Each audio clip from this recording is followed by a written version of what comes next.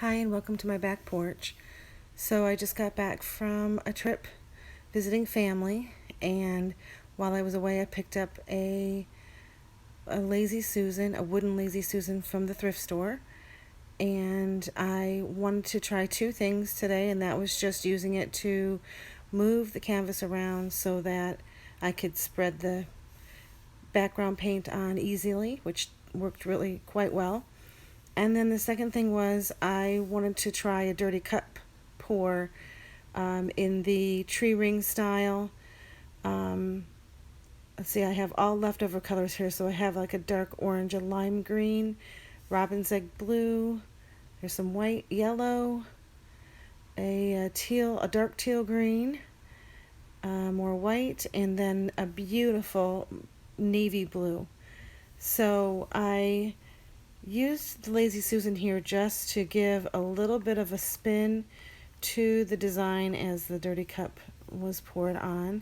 I did lose the middle a little bit because I was determined to get some orange in the painting, and if I could have foreseen the amount of stretching that would have in it, I probably would have had a better center because I really didn't need to add that much of the orange. So I just basically tilt it about to get it to cover the entire canvas, and I'm super happy with the way this looks. The paint colors were, I don't know, I may have, especially the navy, maybe it was a little heavily pigmented from what I'm used to. Like maybe I didn't quite cut it down enough with the Floetrol and Liquitex Pouring Medium, but the colors are striking on this. They're just so bold and vibrant, and it dried very bold and vibrant as well. So overall, I'm just really in love with this. And this is on a 12 by 12. And these are leftover canvases. I was had bought some canvases at my family and the kids kind of used what they wanted to use, and I had one of these left over, and I think I have a 10 by 10, which I'm going to paint on next. These are all old paints, but I do not think that anything had any oils in it at all. So I'm really happy with, that there's not, the colors didn't mix and blend with each other. They kind of stayed their own. And here's a little bit of close-up before I move on to the next one. So in the next one I was trying to do the same thing, but I thought since that orange got so big in the middle, I was going to try and use what was left over, but I was going to start with what I had the smallest amount of to go in the cup first, and onto what was the largest amount of what I had left over to go in the cup, to try and get more evenness in the color distribution when the stretching is done. So you can see how lively those colors stayed. Okay, so the very end here of putting on the white paint. And now I had the least amount of the orange, so there it goes in first.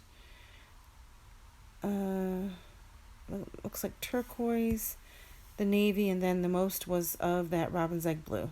So here it goes, and I thought, oops, I forgot I was going to turn it, which when I turned it I moved my hand. So the entire idea of doing what I had done with the previous one is completely lost. And again, determined to get some of that orange out, which I barely did, and it kind of fussed around a little bit, and in the end this painting was turning out amazing. Of course I didn't have enough paint because again I'm using all leftover, so I decided I was going to try another technique that I've been thinking about, and that is to take the OXO spatula or some other kind of, right here, the metal spatula, and attempt to extend that paint out to the edges without pouring anymore.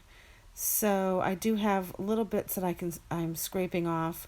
What I've been doing is, when I practice this, is I've been putting the color that I need to stretch out on the back of the spatula, and then placing it on the canvas and then drawing toward the edge so as not to disturb too much of what is going on in the painting.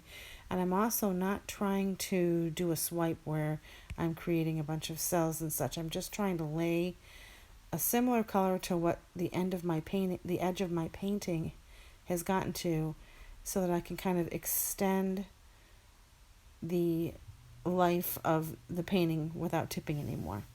So it turned out pretty well. This again, the colors are absolutely bold and stunning. The combination here, which was completely by happenstance, turned out to be just one of my favorites. I can see myself working in this color group a lot more. So here I am just fiddling, trying to get all of the edges to where they're somewhat covered, extending that paint out, putting it on the back of the spatula, placing it on the canvas, and then drawing it or dragging it to the edge. Of course, you have to get a drip here and there. So then you go into repair mode. Right, so now so sometimes when I'm working, I feel like when the paint starts to dry, I can sometimes add a little heat to it and see if I can get a little bit of flow going to the paint. But mostly, yeah, just trying to make it go, trying to make it look like it was meant to be there.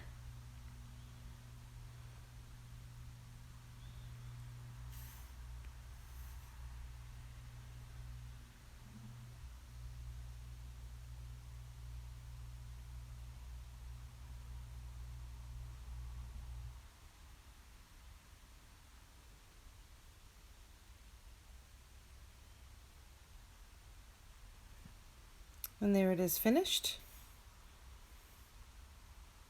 Time. Okay, I didn't do a close-up of that second one, but what I have for you are pictures. So I think these two turned out just fantastic. And in these still pictures, you're going to see first the first one I did, which you can tell dried a lot like the close-ups of it when it was wet. There was very little change in what the paint did, which was just fantastic to see that. I think another thing is these were old paints, which meant they were sitting for a while and didn't have a lot of air in them, even though I stirred them up before I used them.